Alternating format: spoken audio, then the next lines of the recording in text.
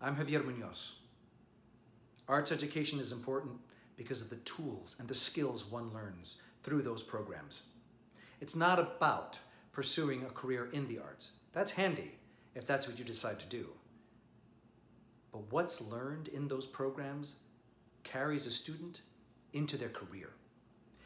It taught me how to walk into a room. It taught me how to look into someone's eyes. It taught me how to speak and present myself. It taught me how to stand up tall. It taught me how to book the interview outside of my career in the arts. It gave me a hunger for learning. It encouraged me and gave me confidence. My teachers built me up. I happened to get a career in the arts after, and the confidence and the skills and the humanity that I learned through arts programs inspired my almost 30 years of activism. In fact, 2 years ago, I received a proclamation that declared June 21st Javier Munoz Day from Mayor de Blasio.